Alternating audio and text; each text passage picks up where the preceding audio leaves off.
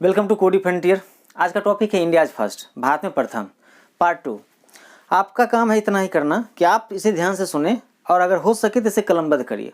और यदि वीडियो आपको अच्छा लगे तो कृपया करके सब्सक्राइब करें, लाइक करें और शेयर करें। ठीक है, चलते हैं पहले पॉइंट पे। वित्त आयोग, फाइनेंस कमीशन। तो सबसे पहला क्वेश्चन आपके लिए यहाँ पे बनता है। देखिए, वित्त आयोग से कम 10 सवाल बनते हैं आपके लिए, 10 सवाल। पहला सवाल, वित्त आयोग के लिए भारतीय संविधान का कौन सा अनुच्छेद?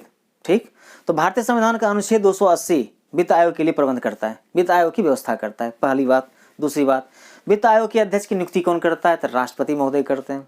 तीसरी बात, वित्त आयोग का कार्यकाल क्या होता है? तो 5 साल का होता है। चौथी बात, ध्यान रखिएगा, वित्त आयोग के अध्यक्ष अधिकांशतः वो बनते हैं जो आरबीआई से रिटायर्ड गवर्नर होते हैं। ठीक है, ध्यान रखिएगा इस चीज़ का।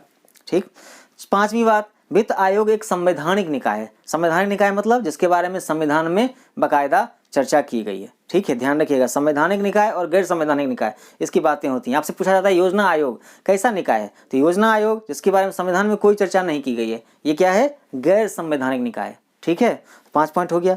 नेक्स्ट पॉइंट आपके लिए कि योजना आयोग, वित्त आयोग के प्रथम अध्यक्ष कौन थे? तो वित्त आयोग के प्रथम अध्यक्ष कौन थे? केसी नियोगी। ठीक है, अगला सवाल बनता है आपका कि वित्त आयोग, अब वर्तमान में कौन सा वित्त आयोग चल रहा है? तो वर्तमान में चल रहा है आपका 15वां वित्त आयोग। अब अगला सवाल बनता है कि वित्त आयोग के अध्यक्ष कौन है? तो वित्त आयोग के अध्यक्ष हैं एन.के. सिंह। ध्यान रखिएगा, 15वें वित्त आयोग के अध्यक्ष एन.के. सिंह। फिर ध्यान रखिएगा, 13वें वित्त आयोग के अध्यक्ष थे विजय केलकर, 14वें के थे वाई.वी. रेड्डी, और ये दोनों ही आरबीआई के गवर्नर रह चुके हैं। समझ गए? तो हमने बोला था 10 सवाल, आप देख लो यहाँ 10 सवाल हो गया। ठीक है, नेक्स्ट चलते हैं आपका दूसरा पॉइंट है आपका ब्रिटिश संसद के सदस्य बनने वाले प्रथम भारतीय। तो ब्रिटिश संसद के सदस्य बनने वाले प्रथम भारतीय थे दादा भाई नौरोजी, और दादा भाई नौरोजी को grand old man of India भी कहा जाता है। ध्यान रखिएगा, ये पहले अर्थशास्त्री थे या पहले भारतीय थे जिन्होंने प्रति व्यक्ति आय की गणना की थी। ठीक है, तीसरा पॉइंट है, ध्यान रखिएगा, दादा भाई नौरोजी पहले व्यक्ति थे जिन्होंने कि प्रति व्यक्ति आय, राष्ट्रीय आय और ड्रेन ऑफ वेल्थ तीनों के बारे में बताया था। ठीक है, और इनकी किताब है poverty and un-British rule in India. ठीक, इसके बाद अगला पॉइंट ये भी है दादा भाई नौरोजी से कि ये कांग्रेस के स्थापना के बाद पहले अध्यक्ष बने थे डब्ल्यू.सी. बनर्जी, और दूसरे अध्यक्ष थे दादा भाई नौरोजी, और तीसरे अध्यक्ष थे बदरुद्दीन तैयब जी। और ये ध्यान रखिएगा, तीनों ही 3 धर्म से बिलोंग करते हैं, पहले हिंदू, दूसरे पारसी, तीसरे मुस्लिम। तो यहाँ बहुत सारे सवाल बनते हैं। आपसे पूछा जाता है पहले मुस्लिम अध्यक्ष कांग्रेस के कौन थे? तो बदरुद्दीन तैयब जी। ठीक है, पहले पारसी अध्यक्ष कह दिया जाए तो दादा भाई नौरोजी। ठीक है, इस चीज़ का भी ध्यान रखिएगा। नेक्स्ट चलते हैं आपका आरबीआई के प्रथम भारतीय गवर्नर। ठीक है, अब देखिए तीसरा पॉइंट, मैंने पहला पॉइंट बताया आपको 10 सवाल बताया, दूसरा पॉइंट बताया आपके लिए 5-6 सवाल हो गया। तीसरा पॉइंट पे आते हैं, आरबीआई के प्रथम भारतीय गवर्नर।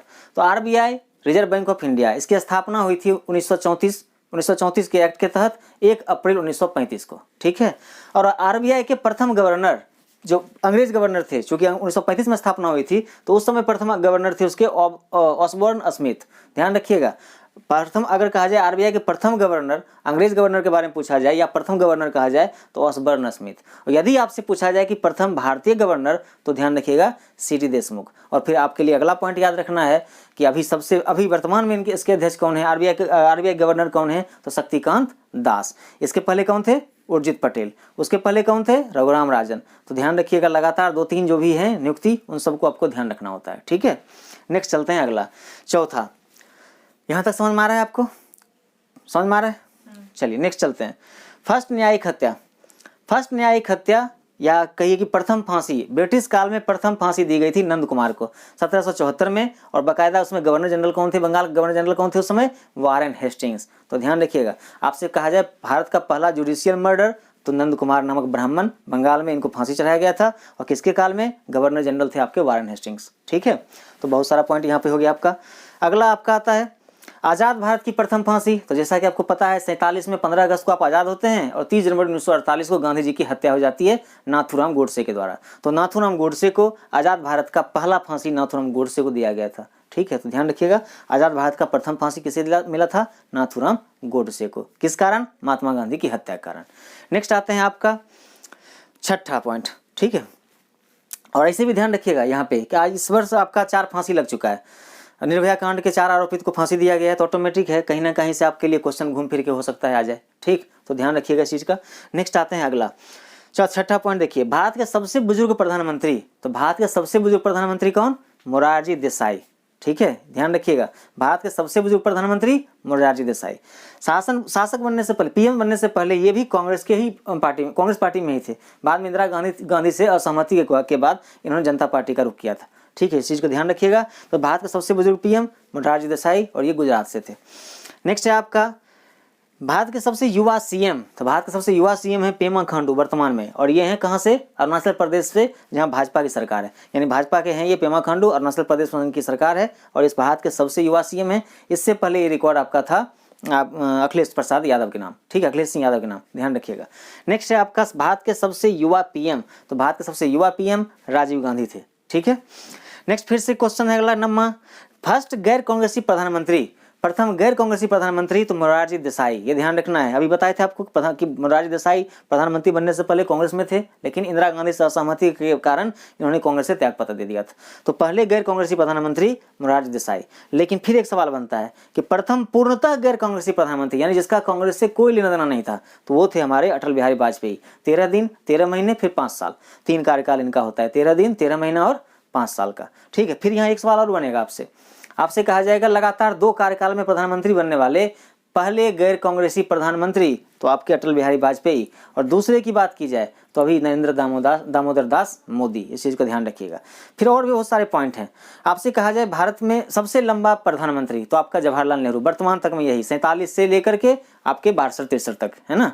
नेक्स्ट आपका उसके बाद है इंदिरा गांधी। ठीक है, फिर आपका अटल बिहारी वाजपेयी का भी 2 कार्यकाल है, मनमोहन सिंह का भी 2 कार्यकाल है और नरेंद्र मोदी का भी 2 कार्यकाल है।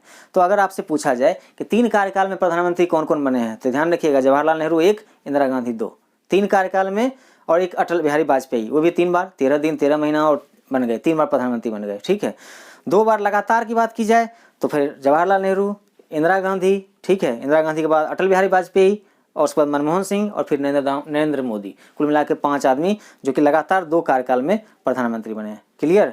तो बहुत सारे पॉइंट हैं दोस्त, थोड़ा गौर से सुनिएगा।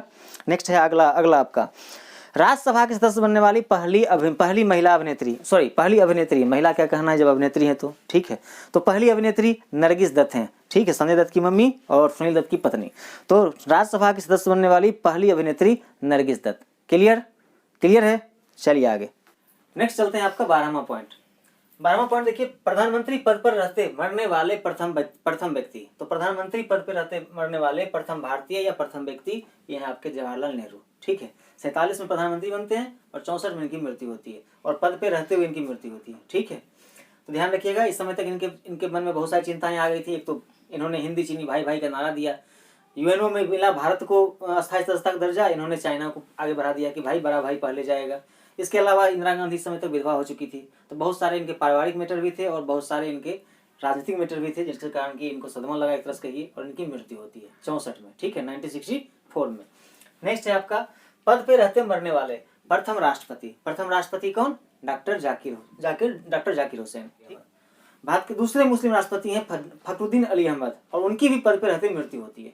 और तीसरे मुस्लिम राष्ट्रपति बनते हैं डॉक्टर एपीजे अब्दुल कलाम। ठीक है, ध्यान रखिएगा। 3 मुस्लिम राष्ट्रपति अभी तक बने हैं, एक सिख बने हैं, उनका नाम है ज्ञानी जैल सिंह। आपसे पूछा जाए भारत के प्रथम सिख राष्ट्रपति, तो आप कहिएगा ज्ञानी जैल सिंह। प्रथम सिख प्रधानमंत्री तो मनमोहन सिंह। प्रथम मुस्लिम राष्ट्रपति डॉक्टर जाकिर हुसैन। दूसरे मुस्लिम राष्ट्रपति फखरुद्दीन अली अहमद। और आपके तीसरे मुस्लिम राष्ट्रपति doctor APJ Abdul Kalam. Clear है? और डॉक्टर जाकिर हुसैन पद पे रहते मरने वाले ये पहले राष्ट्रपति थे, और साथ ही ये उससे पहले भारत के ये दूसरे उपराष्ट्रपति थे। भारत के प्रथम उपराष्ट्रपति डॉक्टर सर्वपल्ली राधाकृष्णन, भारत के दूसरे उपराष्ट्रपति डॉक्टर जाकिर हुसैन।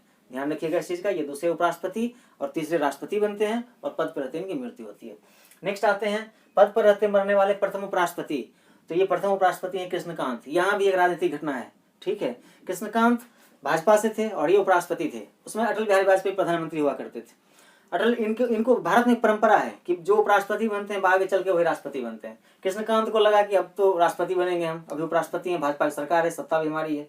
लेकिन यहाँ पर अटल बिहारी वाजपेयी ने डॉक्टर एपीजे अब्दुल कलाम को राष्ट्रपति बना दिया। कृष्णकांत को कहा जाता है सदमा लग गया और इनको हार्ट अटैक हो गई और इनकी मृत्यु हो गई। ठीक है, तो ये कृष्णकांत महोदय हैं जो कि प्रथम उपराष्ट्रपति हैं, जो पद पर रहते हैं इनकी मृत्यु होती है। ठीक है, नेक्स्ट है आपका पद पर रहते मरने वाले प्रथम लोकसभा अध्यक्ष। तो ये हैं जीएमसी बालयोगी।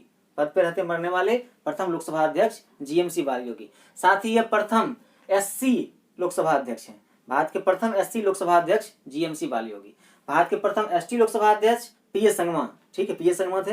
भारत की प्रथम महिला लोकसभा अध्यक्ष तो मीरा कुमार, ठीक है, और दूसरी महिला लोकसभा अध्यक्ष तो आपका सुमित्रा महाजन, ठीक है। इतना पॉइंट ध्यान रखिएगा। नेक्स्ट चलते हैं आपका 16वां पॉइंट। लोकसभा के प्रथम अध्यक्ष गणेश वासुदेव मावलंकर, गणेश वासुदेव मावलंकर। और अभी लोकसभा के अध्यक्ष कौन है? ओम बिरला। ध्यान रखिएगा, अभी कौन सा लोकसभा है? 16वीं लोकसभा। ध्यान रखिएगा, वर्तमान में 16वीं लोकसभा है और इसके अध्यक्ष हैं ओम बिरला और ये कोटा के सांसद हैं, कोटा, ठीक है, शिक्षा का केंद्र, ध्यान रखिएगा, राजस्थान। नेक्स्ट है आपका अगला, भारत के प्रथम चुनाव आयुक्त सुकुमार सेन। भारत के प्रथम चुनाव आयुक्त सुकुमार सेन और इनकी जन्म तिथि है 25 जनवरी और उस तिथि को हम मनाते हैं किस डेट में? हम मनाते हैं उसको राष्ट्रीय मतदाता दिवस। तो ध्यान रखिएगा, सुकुमार सेन प्रथम चुनाव आयुक्त और इनकी जयंती को मनाते हैं राष्ट्रीय मतदाता दिवस 25 जनवरी। क्लियर। नेक्स्ट चलते हैं अगला, भारत के प्रथम मुख्य न्यायाधीश। तो प्रथम मुख्य न्यायाधीश कौन? हीरालाल जे कानिया, एच.जे. कानिया, ठीक है। वर्तमान में मुख्य न्यायाधीश कौन? ध्यान रखिएगा, वर्तमान में भारत के मुख्य न्यायाधीश एस.ए. बोबडे हैं, ये महाराष्ट्र से हैं और ये भारत के 47वें मुख्य न्यायाधीश हैं, 47वें, ठीक है। तो क्रम ध्यान रखिएगा, आपसे रैंक से बहुत सारे सवाल बनते हैं। आपसे पूछा जाएगा वर्तमान प्रधानमंत्री नरेंद्र मोदी भारत के कौन से प्रधानमंत्री हैं? तो ध्यान रखिएगा 15वें प्रधानमंत्री हैं, ठीक है। और 14वें राष्ट्रपति हैं रामनाथ कोविंद और 13वें उपराष्ट्रपति हैं आपके वेंकैया नायडू। तीनों पॉइंट ध्यान रखिएगा क्रम में, ठीक है। देखिए, इसको याद करना नहीं है, समझना है। समझना कैसे है? आप देखिए, कहने के लिए होता है कि कार्यपालिका प्रधान कौन? राष्ट्रपति महोदय। लेकिन वास्तविक प्रधान कौन है? प्रधानमंत्री। तो वास्तविक प्रधानमंत्री हैं तो उनका पद, उनका रैंक भी ऊपर है, यानी 15 रैंक है उनका। उसके बाद राष्ट्रपति महोदय का स्थान है, ठीक है, तो उनका राष्ट्रपति महोदय का स्थान है तो उनका रैंक है 14। फिर उपराष्ट्रपति है तो उनका रैंक 13। इस तरह ध्यान रखिएगा। कहने के लिए कार्यपालिका प्रधान राष्ट्रपति होते हैं लेकिन वास्तविक प्रधान कौन है? प्रधानमंत्री। सारा पावर किसके पास? प्रधानमंत्री। तो पहला प्रधानमंत्री ने सबसे ऊंचा रैंक उनका है 15 नरेंद्र मोदी, 14 रामनाथ कोविंद और 13 वेंकैया नायडू। क्लियर। नेक्स्ट चलते हैं अगला, फर्स्ट फील्ड मार्शल।